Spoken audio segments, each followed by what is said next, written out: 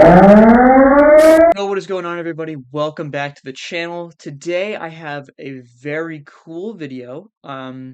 It's the beginning of our ranking and reviewing of all of the Oscar nominations for Best Picture. At the end of this series, I'm going to do a tier list video where you guys can kind of see where I place them all. It will most likely be due to my ratings, it's sort of my opinion, but I will try to be a little bit more objective with the ratings of Best Picture just in case, or the tier list at the end just in case. I want to be accurate. I want to try to get it right. Today, we're going to be reviewing Barbie. I have seen Barbie before, so this is not my first time. This is my second time watching Barbie. The first time was in the theaters opening night, so it has been a while. Let's just start off by saying that I think this movie is exactly what the nation and the world needed at that time, and I think that I just want to mention that. I think that this movie, its cultural impact is revolutionary. I'll get more into that as the review continues, but I just want to start with that by saying that this movie is special in way more ways than just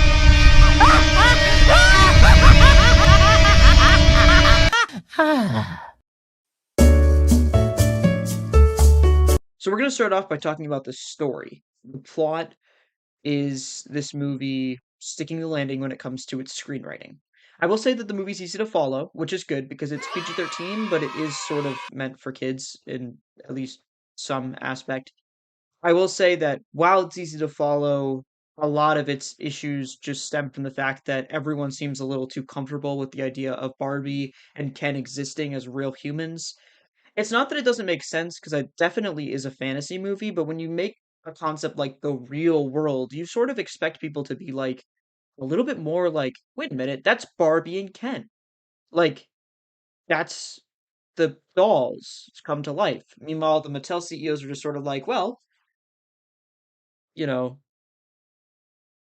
that's just life. That's just this happened before, like 10 years ago. And it's like, are you sure? Like, I feel like that's sort of not normal, but apparently it's every day for Will Ferrell. So, in any case, it's not the pinnacle of storytelling, but it's incredibly creative for an IP, especially. It's especially creative for an IP. It's not probably what most people expected out of a Barbie movie, so I will give it a B plus in the story category because it is at least exceptional for an IP. Let's talk about the characters. Almost every Barbie and Ken are well acted.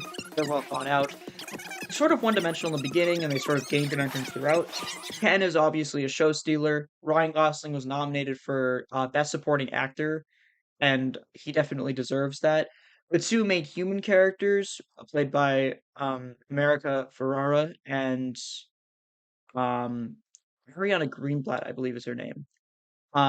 They have real struggles. The kid and the parent, they bond, but I wouldn't say that the parent, I would say the parent overcomes a lot more than the kid does. The kid is shown to have real emotional issues with, she lashes out at Barbie when Barbie comes to see her. It seems like she definitely struggles with a lot. And the movie sort of goes past that and says, well, as long as she has a bond with her mom, that's all that really matters. And I feel like that's sort of not great to see because it's sort of normalizing the fact that kids are going to be mean. I mean, Greta Gerwig's working with what she got here, but I feel like she doesn't really overcome much except she probably does get a little nicer at the end of the movie due to the events of the movie. The Mattel CEOs are a little bit of a plot twist in that I expected them to be the villains and they weren't, but otherwise they don't add enough to really warrant much conversation about them. I would give the characters and I guess the acting as a whole an A. The main character was Barbie, of course, which was easily the most complex character aside from maybe Ken. They both kind of had the same complexities to them. They both became two-dimensional characters, three-dimensional characters. They had more screen time than any other characters. They're both well acted. Obviously, Margot was robbed. I feel like she probably did deserve Best Lead Actress. She did not receive it as a nomination. I think that her character was also very emotional, but very much relatable. And it's really hard to make Barbie relatable because of the stereotype that she is. So the fact that the movie was able to do that, I mean, I even related to Barbie in some ways, and I'm not a woman. So I feel like they did a really, really great job with Barbie, and Margot did an exceptional job. This is an A plus for the main character. Ring around the rosy pop. Now the themes is really where we get to the meat and potatoes of this story. So at the end of the movie, Barbie chooses to become a creator instead of the idea, which I think is mirroring the way that women in society feel. You're asked to be all these things, but you want to be something for yourself. You want to be a creator. You don't want to be someone else's idea. The ideas of patriarchy are well established, but the only issue I have with any of the themes in this movie is that the movie seems to point towards a matriarchy. It doesn't point towards a matriarchy, but it seems to. If you don't go into this movie, or you don't go out of this movie and you say, let me do some deep thinking about it, you're going to come away with the idea that the matriarchy is what the movie's trying to push. Yeah, if you think about it, it's really a mockery of American society, and I guess societies that invoke Western culture, where the men are mostly in power and they don't want that power to be gotten rid of. And the Barbies in power sort of become like the men in our society. And the Hens are almost like the women in our society that don't have equal representation, but they have a little bit to say that the Barbies aren't being too discriminatory. Now, again, the movie doesn't push this much, and I like the idea that they're sort of gender swapped, but I do think that the movie would have done a better job invoking its themes if it was pointing more towards egalitarianism within the actual, if they sort of just pushed it in your face a little bit more. It's hard to do because that would also maybe give it points off. It's really just hard to do these themes in general. The movie does a good job at trying to show them, and I'm not gonna just give it tons of points off for not even discussing the topic of patriarchy. Um, because they still do an amazing job with discussing patriarchy, discussing matriarchy, and those themes. If the movie was more in your face about egalitarianism, though, some of the more casual audience members that aren't going to go and research stuff after the movie might get something else out of it.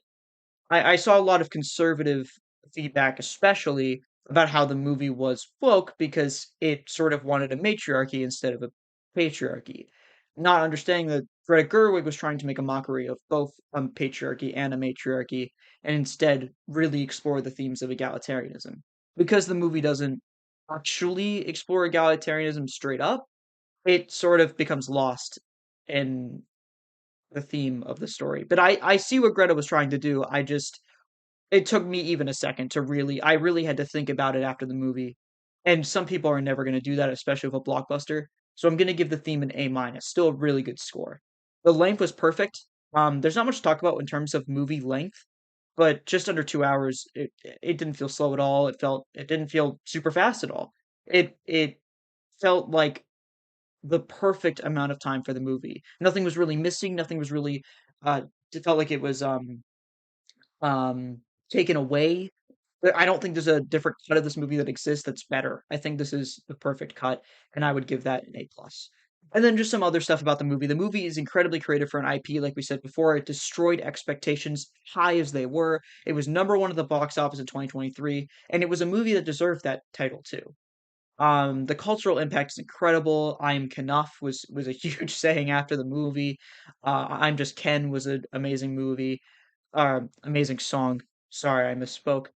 It is telling that Ken does overshadow Barbie in her own movie. I do think most people got out of the movie and said, wow, Ken was amazing. Ryan Gosling was amazing. And the Academy voted that way. They put Ken up as Best Supporting Actor, but did not put Margot Robbie up as Best Actress. And I feel like that's showing that even in Barbie's own movie, a movie about Barbie, Ken is still the main character. For a final grade, I would give this an A. I do think that this movie is worthy of a Best Picture nomination. I don't think it's going to end up being the number one when all is said and done. I have only watched one other movie on this list, and I'm sure you know what it is. It's Oppenheimer. I've actually watched that twice, and I will review it eventually as we continue the series to watch it for my third time. But I think right now it might be better, but I'm gonna give it a solid rewatch, just to make sure. I hope you guys enjoyed my review of Barbie. If you did, make sure to leave a like, comment down below, and subscribe. And I'll see you guys in the next one. Love you all.